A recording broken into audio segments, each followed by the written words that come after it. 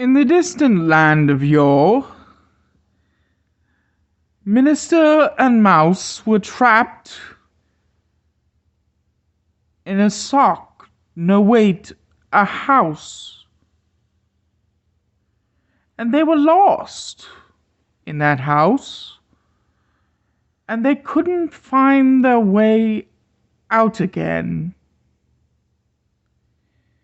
It was a dark place, and so they lived in that house for eons, until a little girl named Josephine came into their lives by breaking into the window.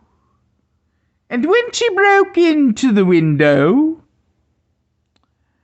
what surprise! But there was no sunlight. So everything was dark. It was pitch black.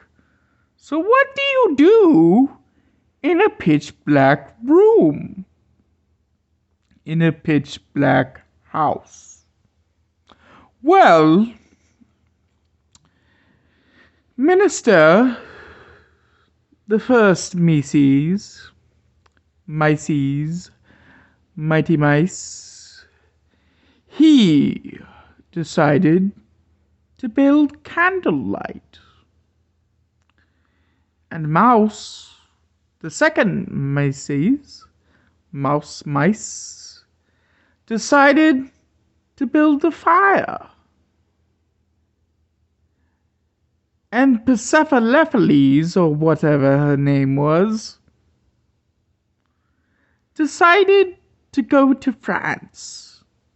And so, as she decided to go to France, she built a giant statue and named it Bob. What did Bob do? Well, he started to move. And he came and went and bought groceries from the grocery store. And what was more, he went to the distant land of yore and stepped on the house. And Minister and Mouse were both flattened, and so they lived the rest of their lives in Flatland. Much like the one... Wait, that's already a book. Let's start over. Minister and Mouse were stuck in a sock. No, it was a house. No. They were stuck in a giant... Yes, that's it. My word. That is how I shall begin my book, said Mr. Piggly. Minister and Mouse were stuck in the stomach of a giant. But whatever would they do? And so I don't know. Mr. Piggly decided to hop into his garage, and he went down the road to talk to Mrs. Eiffel about his novel, because she was his publisher, and publishers often talk to authors about their novels. And so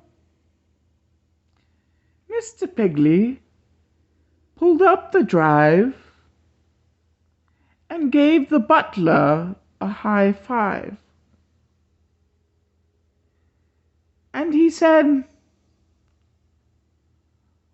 "What will I do with Minister and Mouse?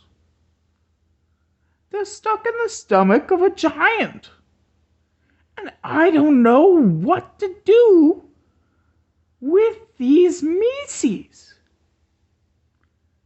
I must do something." And so he thought, the giant will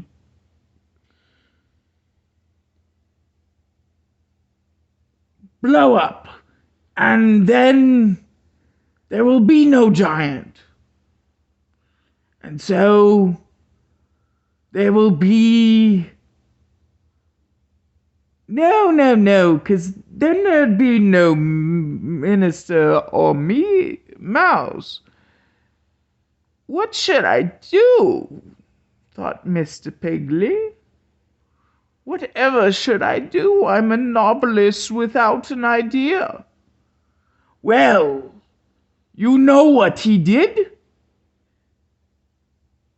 Mr. Piggly went to his publisher, and he talked to her, and he said, "I haven't a clue what to do about this book." And his publisher said, well, because she was a very manly mouse. You see, the book was about Mace, and the publisher was a mouse. Quite odd. A book about a mouse, by a mouse, as Mr. Piggly was a mouse. And so everybody was a mouse, except the giant who blew up. So Mr. Piggly decides to talk to his publisher. Yes.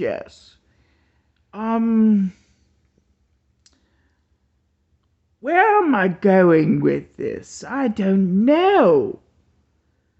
I ought to have a story. That's what Mr. Piggly thought. And so he wrote a story, and he published it, and he put it in the papers. And when it was in the papers, everyone read it, and they loved it. All except for Mr. Hatchet. Mr. Hatchet didn't like Mr. Piggly's story, because Mr. Hatchet was an evil, grimly man with an eye for a hook, and he had a beard and a long top stovepipe hat, and he laughed like So Mr. Piggly was one day smoking a pipe and sitting by the veranda with his publisher, reading over his text. And Mr. Hatchet came up the balcony, for that's what a veranda is, and he jumped onto the ledge, and he said, "Your story sucks!" And, why, Mr. Piggly was frightened. He was very frightened. And so Mr. Hatchet said, "It doesn't even have a beginning or an end. It doesn't end for a beginning or begin for whatnot." And Mr. Piggly said, "But that's the point.